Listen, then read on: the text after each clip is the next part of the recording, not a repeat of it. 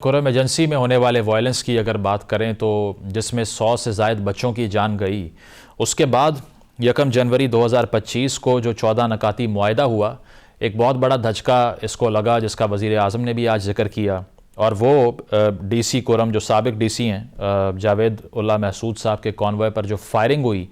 तब से लेकर अब तक हालात नॉर्मल नहीं हो पा रहे। और अब भी कहा जा रहा है कि बहुत सी गाड़ियां इंतज़ार कर रही हैं रास्ते खुलने का ताकि सामान आगे पहुंचाया जाए और इलाका मकीनों को मुश्किलात का सामना है। लेकिन साथ साथ बंकर्स जो हैं उनको मस्मार किया जा रहा है। ऐसे में सवाल ये है कि सूरत हाल को कंट्रोल करने के लिए जो टास्क फोर्स बनाई जा रही है, दीगर इक़दाम किए जा रहे हैं, कितने कामयाब होंगे और क्या इस सारे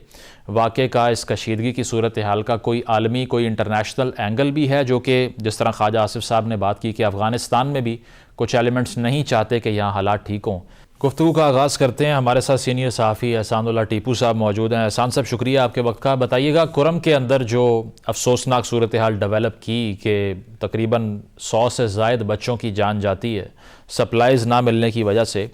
अब आकर जो 14 नकाती मुआहदा हुआ था उसकी इम्प्लीमेंटेशन की बात करें तो जो साबिक डिप्टी कमिश्नर थे जावेद उल्ला महसूद साहब, उनके कॉन्वॉय पे जब फायरिंग होती है तो उसके बाद का ये रिज़ल्ट है जो आप देख रहे हैं कि अब भी वहाँ पर एहतजाज हो रहा है और कहा जा रहा है कि अब तक जो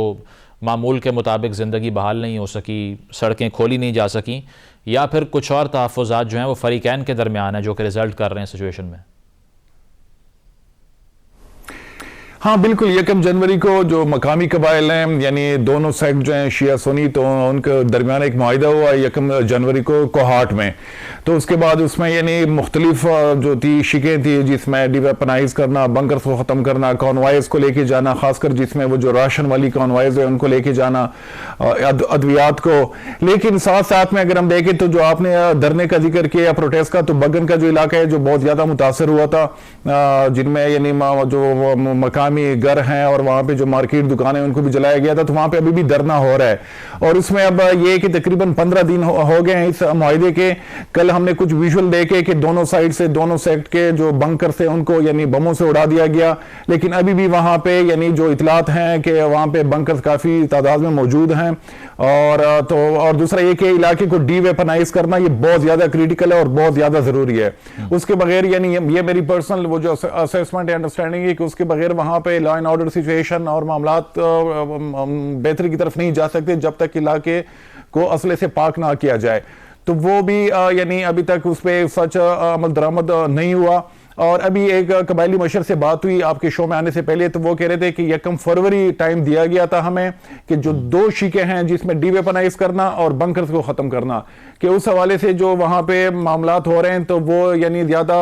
यानी इत्मीनान बख्श नहीं है। तो चैलेंज अपनी जगह है, लेकिन शुरुआत जो है वो एक अच्छा हुआ है। टाइम जरूर देना चाहिए क्योंकि ये जो इशू है ये बहुत पुराना इशू है, ये प्री पार्टीशन से एग्जिस्ट करता है। यहाँ पे जो फॉल्ट लाइन्स है, सेक्टेरियन हो, ट्राइबल हो, तो मेरे ख्याल में कि ये 1 महीने के अंदर ये मामलात को इस तरीके से यानी टैकल करना ये नामुमकिनात में से होगा। टाइम जरूर मिलना चाहिए, कोई जल्दबाजी नहीं करनी चाहिए और दोनों साइड से, चाहे वो यानी जो जिरग है उनको भी टाइम मिलना चाहिए, जो वहाँ पे हुकूमत की जो सिविलियन हो चाहे सिक्योरिटी फोर्सेस उनको भी टाइम मिलना चाहिए। एहसान साहब, लेकिन बिल्कुल ये जो डीवेपनाइजेशन की बात है बहुत अहम है, लेकिन 2008 का जो मरी मुआहदा था, मैं तो अगर उसके नकात पढ़ूँ तो उसमें भी 99% जो है वो इम्प्लीमेंट नहीं हो पाए। तो आपको लगता है कि ये चैलेंज करटेल हो जाएगा? अब सिचुएशन मुख्तलिफ है क्योंकि अगर पख्तूनख्वा की हुकूमत की भी बात करें तो तीसरा टर्म है ना, रिपीटेडली ये सब होता रहा लेकिन अनफॉर्चुनेटली डीवेपनाइज कर नहीं पाए। इस बार जो एफर्ट हो रही है वो पहले से ज़्यादा सीरियस देख रहे हैं आप? नहीं, इस दफा अगर ना हुआ तो ये जो मसला है ये फिर कुरम तक महदूद नहीं होगा, ये पूरे मुल्क में यानी चांसेस हैं कि ये मसला फैल जाएगा। और ऑलरेडी माजी में हमने देखा भी है यहाँ पे कि जो एक सेक्टेरियन कॉन्फ्लिक्ट रहा है तो वो उससे पूरे मुल्क जो है वो मुतासर हुआ। बल्कि मेरी जो अपनी अंडरस्टैंडिंग है या रिसर्च कह लें कि इस मुल्क में जो मिलिटेंसी है ये जिसको हम जिहादिस्ट मिलिटेंसी कहते हैं, तो उसमें एक अहम जो रोल रहा है, अगर आप वो हिस्टोरिकली उसको देख लें तो उसमें ये सेक्टेरियन एंगल जो है वो बहुत अहम रहा है। वो चाहे यानी अफगानिस्तान इन्वेजन या यूएसएसआर की जानिब से, या फिर जो हमारे एक पड़ोसी मुल्क में वहां पे एक इस्लामिक रिवॉल्यूशन का आना, तो ये दो ऐसे फैक्टर्स थे कि जिनकी वजह से यहाँ पे जो सेक्टेरियन फॉल्ट लाइंस हैं वो बहुत ज्यादा एक्सप्लॉइट हो गई थी, फ्यूल हो गई थी, और जो एक बुनियाद मैं समझता हूँ कि एक बेस वो कैफियत रखती है, उसके बाद जितनी भी ये जिहादी तंजीमें जो बनी, अब जो भी आप तहरीक तालिबान पाकिस्तान का नाम लें, अलकायदा का नाम लें, या जो ज़ैनबियून का नाम लें, सफाया मोहम्मद का नाम ले, लश्कर जंगी का नाम ले, तो इन सब के पीछे जो है वो बुनियादी जो एक सोच है तो वो सेक्टेरियन, वही जो शिया सुन्नी एक कॉन्फ्लिक्ट है वो चीज रही है। लेकिन एहसान, इसके अलावा अगर मरी मुआहिदे की तरह इसके अलावा एहसान जो जमीन का इशू है, बहुत से लोग तो अपनी इंटरप्रिटेशन में ये कहते हैं कि बुनियादी मसला ही वो है और बाकी जो सेक्टेरियन आर्ग्यूमेंट्स हैं वो तो उसको कवर अप करने के लिए इस्तेमाल किए जाते हैं। Would you agree with this? नहीं, इसके साथ मैं पर्सनल बिल्कुल नहीं, क्योंकि वहां पे जो जमीन का इशू हो, चाहे वो कॉन्वॉयज पे हमला हो, चाहे एक दूसरे के घरों को जलाना हो, मार्केट्स को जलाना हो, एक दूसरे को बहुत बेईमानी तरीके से कत्ल करना हो, तो इनके सब के पीछे जो मेन इंस्टिगेटर है वो सेक्टेरियन इशू है, वो सेक्टेरियन जो वहां पे एक कॉन्फ्लिक्ट है वो चीजें हैं। अब जमीनें जो वहां पे है तो एक सेक्ट जो है वो उठ के, यानी ये नहीं कि अपने सेक्ट के लोगों को वो डिस्प्लेस करती है या उनकी जमीनों पर कब्जा करती है, बाकी कबायली इलाके में वहां पर ये कि यानी एक कबीला उठ के उस पे वो करते हैं, सेम स्कूल ऑफ थॉट के वो होंगे, लेकिन कुरम में जो है वो टोटली डिफरेंट है। वहां पे एक स्कूल ऑफ थॉट के लोग उठ के जो दूसरा स्कूल ऑफ थॉट होगा उनको वहां से डिस्प्लेस करेगा, जमीनों पे कब्जा करेगा। और मरी मुआहिदा 2008 में भी एक अहम शीख यही थी कि वो लोग जिनको फोर्सफुली वहां से डिस्प्लेस किया गया है और जिनकी जमीनों पे कब्जा हुआ है कि उनको दोबारा आबाद किया जाएगा, लेकिन वो अभी तक नहीं हुआ। और वही जो फॉल्ट लाइन है या जो मसला है वो बार बार इंस्टिगेट कर रहा है इस पूरे कॉन्फ्लिक्ट को कुरम ट्राइबल डिस्ट्रिक्ट में। और अमन कमेटी और जिरगे के ऊपर एक हद से ज़्यादा रिलाय करना, आपको लगता है इसका कोई फ़ायदा हुआ? क्योंकि अगर हमने पॉलिटिकल प्रोसेस वहाँ शुरू करना था या फाटा का मर्जर किया, दीगर इक़दामात किए, उससे कुछ तब्दील हुआ, या अभी भी जो कन्वेंशनल निज़ाम है लॉ एंड ऑर्डर को मेंटेन करने का, इसके अलावा कोई होप नहीं है? लिटरली जो कबायली इलाका है यानी फॉर्मर फाटा, वो अभी यानी वो नहीं है आसमान में लटका हुआ है। वहां पे एक तो जो पाकिस्तानी कवानीन थे जो मर्जर के बाद वहां पे एक्सटेंड होना था, वहां पे कोर्ट्स जो है उन्होंने फंक्शनल करना था, वो चीजें सच हो नहीं पा रही, बल्कि काफी हद तक वो नहीं हुई वहां पे। अभी भी अक्सर हम जब बात करते हैं लोकल एडमिनिस्ट्रेशन से तो वहां पे जो सेशन कोर्ट्स हैं तो वो ज्यादातर यानी उसी डिस्ट्रिक्ट से ही बाहर बनाए गए हैं। जो सेटल्ड डिस्ट्रिक्ट जिसको हम कहते थे मर्जर से पहले, वो वहीं पे उनके ऑफिसेज हैं और कोर्ट्स हैं। एक तो वो के मर्जर के हवाले से जो वहां पे वादे किए गए थे वो चीजें पूरी नहीं हुई अभी तक, जिनकी वजह से बार बार हम देखते हैं कि वहां पे गवर्नेंस के इश्यूज आ रहे हैं, सिक्योरिटी के मसाइल आ रहे हैं, पुलिस की वहां पे प्रेजेंस तो है लेकिन वो इस इफेक्टिव फोर्स में वो कन्वर्ट नहीं हुई कि वो इफेक्टिवली वहां पे लाइन ऑर्डर के जो मामला थे बिल्कुल, यानी कि एहसान आप कह रहे हैं कि अमन कमेटी पे आप कह रहे हैं कि एफसीआर के दौर से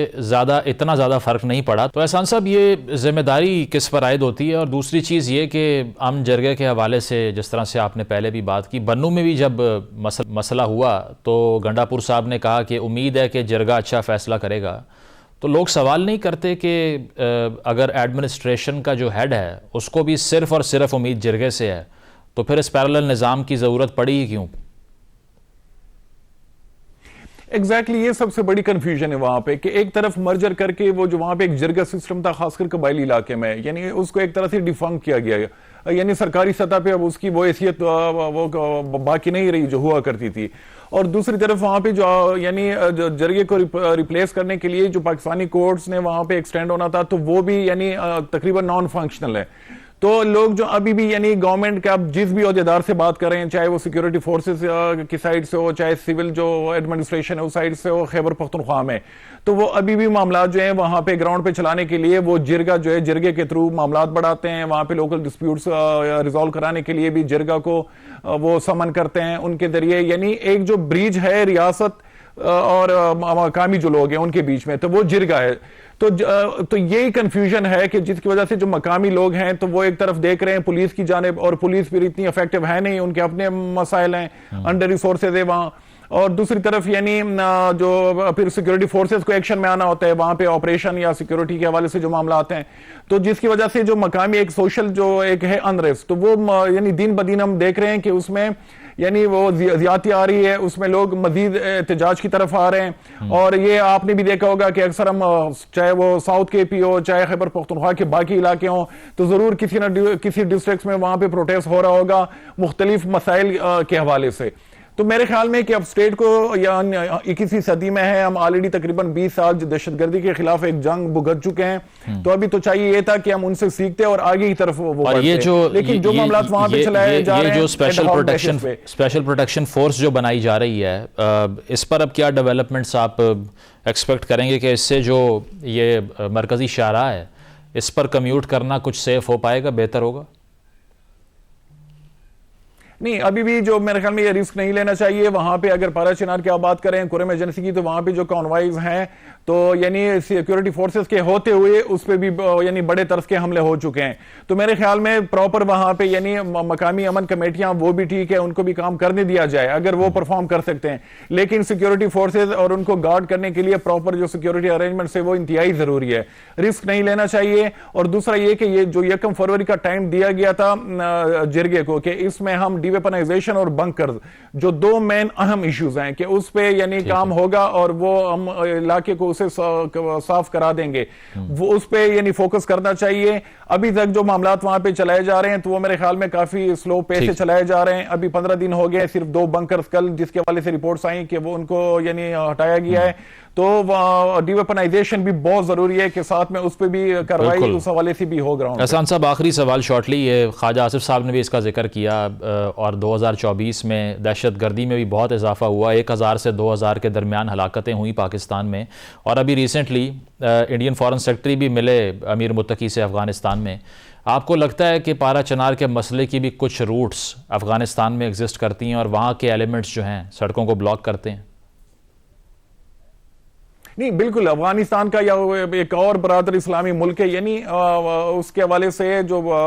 पारा चिनार है, कुरम जो ट्राइबल डिस्ट्रिक्ट्स हैं, तो वो उनके अपने जो वहां पे फॉल्ट लाइन है उनको एक्सप्लॉइट करने की मुसलसल कोशिश की जाती रही। और ये अभी नहीं, ये तकरीबन पिछले 20 साल से ये मामलात वहां पे हो रहे हैं और एज अ प्रॉक्सीज वहां पे वो अपने जो गिरोहों को उन्होंने रखा हुआ है तो वो उसको इस्तेमाल करते हैं। लेकिन यहाँ पे दोबारा यानी रियासत पाकिस्तान को या जो सिक्योरिटी इदारे हैं उनको फोर्सफुली आना होगा और वहां पे जो गवर्नमेंट की रीट है वो एस्टेब्लिश करनी होगी। तो यहाँ पे यानी उसको भी हम बिल्कुल उनकी इन्वॉल्वमेंट रही है, लेकिन गवर्नमेंट को भी अपनी रीट बहाल करने के लिए मेरे ख्याल में कुछ सख्त इकदाम उठाने होंगे। तो इस मसले का एक इंटरनेशनल एंगल भी आप कह रहे हैं। बहुत बहुत शुक्रिया। एहसानुल्लाह टीम हमारे साथ मौजूद थे। एक ब्रेक शामिल करते हैं, ब्रेक के बाद वापस आएंगे। Stay with us.